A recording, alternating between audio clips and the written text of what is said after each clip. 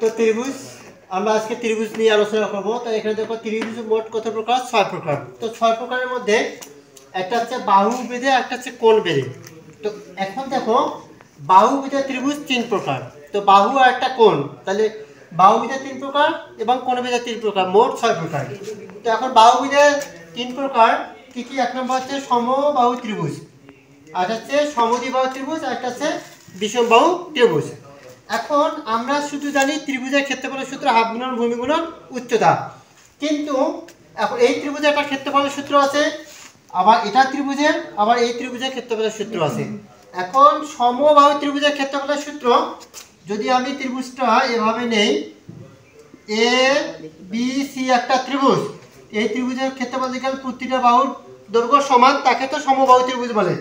এই প্রতিটা বাহুর দৈর্ঘ্য সমান হলে তাহলে এ বি সি ত্রিভুজ এ বি সি এর ক্ষেত্রফল,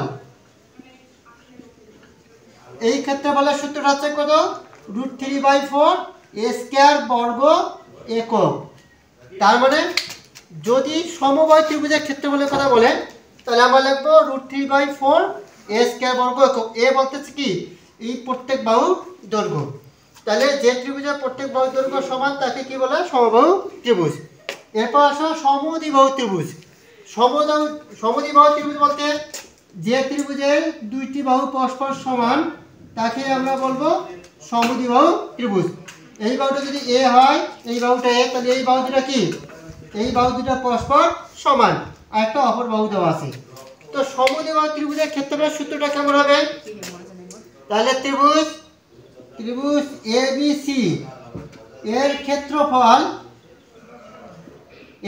হচ্ছে b/4 √4a square minus b square বর্গ একক। তার মানে এই সমদ্বিবাহু ত্রিভুজ কাকে বলে? যে ত্রিভুজের দুইটি বাহু পরস্পর সমান তাকে সমদ্বিবাহু ত্রিভুজ বলে। এখন এই সমদ্বিবাহু ত্রিভুজের ক্ষেত্রফলের সূত্র হচ্ছে b/4 √4a square minus b square. এই b বলতে বোঝাচ্ছে সমান সমান বাহু বাদে অপর বাহু, আর এই এ বলতে বোঝাচ্ছে সমান সমান বাহু দৈর্ঘ্য। এরপর আসো বিষমবাহু ত্রিভুজ। বিষমবাহু ত্রিভুজ কাকে বলে? যে ত্রিভুজের তিনটা বাহুই অসমান তাকেই বলা হবে বিষমবাহু ত্রিভুজ। মানে কোনো বাহুই কি সমান নয়।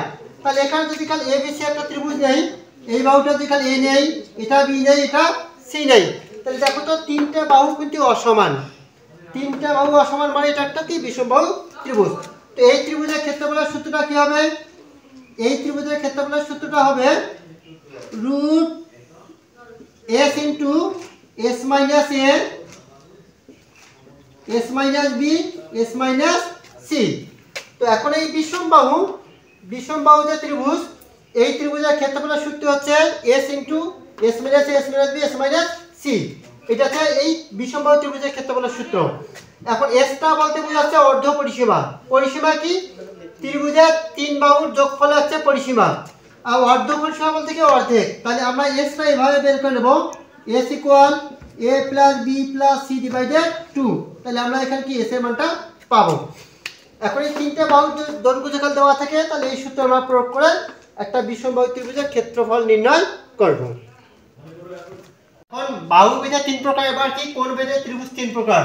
এখন কোণ বেধে 3 প্রকার বলতে বোঝাচ্ছে এক নাম্বার হচ্ছে সমকোণী ত্রিভুজ, আর একটা হচ্ছে সূক্ষ্মকোণী ত্রিভুজ, আর একটা হচ্ছে স্থূলকোণী ত্রিভুজ। এখন সমকোণী ত্রিভুজ কাকে বলে? যে ত্রিভুজের একটি কোণ সমকোণ, এই একটা কোণ যেখানে সমকোণ থাকে তাকে কি বলবো আমরা? সমকোণী ত্রিভুজ। এখন এই সমকোণ বলতে বোঝাচ্ছে 90 ডিগ্রি। তাইলে এই এক সমকোণ সমান 90 ডিগ্রি। তাহলে যে ত্রিভুজের একটি কোণ সমকোণ তাকে সমকোণী ত্রিভুজ বলে। এরপর আসো সূক্ষ্মকোণী ত্রিভুজ। সূক্ষ্মকোণী ত্রিভুজ কি? যে ত্রিভুজের প্রত্যেকটি কোণ সূক্ষ্মকোণ, এই কোণটা সূক্ষ্মকোণ, এটাও সূক্ষ্মকোণ, এটাও সূক্ষ্মকোণ, তাকে বলা হয় সূক্ষ্মকোণী ত্রিভুজ। এখন সূক্ষ্মকোণ কাকে বলে? সূক্ষ্মকোণ হচ্ছে এই সূক্ষ্মকোণটা হবে যে 0 ডিগ্রির চেয়ে বড় এবং 90 ডিগ্রির চেয়ে ছোট কোণকে সূক্ষ্মকোণ বলে। তাহলে সূক্ষ্মকোণের পরিমাণটা এরকম হবে যে অবশ্যই 0 ডিগ্রির চেয়ে কি হতে হবে? বড় হতে হবে, এবং 90 ডিগ্রির চেয়ে ছোট কোণকে আমরা কি বলবো? সূক্ষ্মকোণ। আর যে ত্রিভুজের তিনটা কোণই সূক্ষ্মকোণ তাকে সূক্ষ্মকোণী ত্রিভুজ বলে। এবার আসলে স্থূলকোণী ত্রিভুজ কি? যে ত্রিভুজের একটি কোণ স্থূল কোণ তাকে স্থূলকোণী ত্রিভুজ বলে। এখন স্থূল কোণটা বলতে বোঝাচ্ছে যে ত্রিভুজের কোণটার পরিমাণ হবে 90 ডিগ্রির চেয়ে বড় এবং 180 ডিগ্রির চেয়ে ছোট। 90 ডিগ্রির চেয়ে বড় এবং 180 ডিগ্রির চেয়ে ছোট কোণকে কি বলা হয়? স্থূল কোণ। যেহেতু আমাদের এখানে স্থূলকোণী ত্রিভুজ, তো সেক্ষেত্রে ত্রিভুজটা এরকম হবে। এইটা কিন্তু এইটা থেকে আমি যোগ করে দিই, এটা কত হবে? 90 ডিগ্রি। আর একটা দিকে বাঁকা করে নেই, তাহলে 90 ডিগ্রির চেয়ে বড়।